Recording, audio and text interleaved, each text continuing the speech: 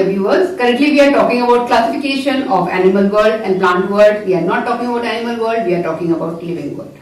Hello my dear viewers. Currently we are discussing classification of living world, and in this video we shall be talking about classification of advanced plants. I hope you have been following my other videos which deal with classification of all the living organisms, right from the very basic ones to the highest ones, and we have already completed videos on algae, bryophyta and pteridophyta. And with this video we shall be concluding our classification of the plant kingdom. Hello, I am Ekta Singhvi, your biology teacher. So let's start. Spermatophyta or phanerogams, these are the advanced plants. Why? Because they have seeds in them. Plants prior to this, like pteridophyta, they did not have seed, nor did plants before that, like bryophyta and algae. They did not have seeds, they had spores. But here we get seeds for the first time. Now, there can be a question, what is the similarity or difference between spermatophyta and pteridophyta? Because pteridophyta are the ones which are just before them in the evolutionary line. So the answer can be, if we ask for similarity, then it can be both pteridophyta and spermatophyta, they contain vascular bundle. Vascular bundle first appears in pteridophyta, and after that the advanced plants, they are all vascular plants. Before this, that was the bryophyta that did not have vascular bundle, and so bryophytas are small in size. They cannot grow to big size because there is no supporting tissue in them. But from pteridophyta we have, and we see pteridophytas, some of them are really large, like fern tree, that's a large pteridophyta. And then spermatophyta, all the plants are basically, they are quite robust, they are quite strong, woody and quite high, the tallest plants in the world. They are all spermatophytas, and they are also herbs and shrubs and all varieties of plants are found in this variety. They are the most advanced plants. Now, spermatophyta, the word means seed. Spermato means seed. That means seed is present in these plants, and so this name. They are also known as phanerogams. Phanerogams means flowering plants. These two plants are flowering plants. Of course, you may say flowers and gymnosperm, well, we never saw one.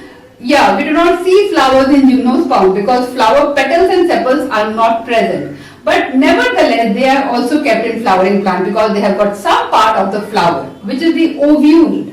Ovule is a part of flower, and ovule is present in gymnosperm. And so it is naked seeded because ovule is what will turn into seed, and since ovule does not have a cover, so the seeds are naked. As simple as that. They are known as naked seeded, but still it is a part of a flower. That's why they are placed in flowering plants.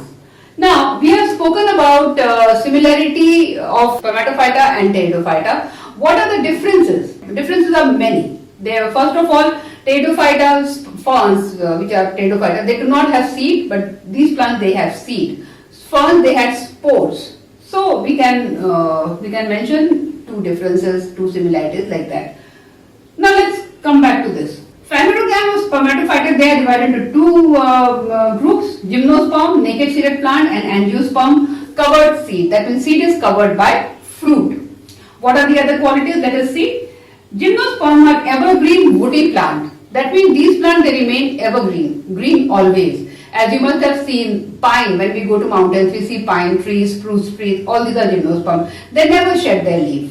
But in angiosperm, we have evergreen as well as deciduous plant. Gymnosperm, mostly they are trees, big trees. Some variety of cycas, they are shrubs, but mostly they are trees. Here we get all variety, herb, shrub and trees.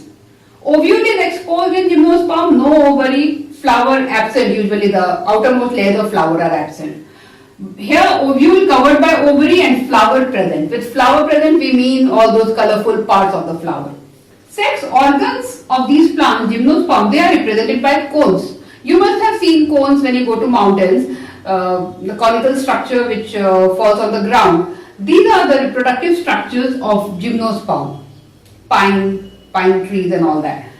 And the cones are two types. One is microsporophyll, the male sex organ, and the other is megasporophyll or female sex organ.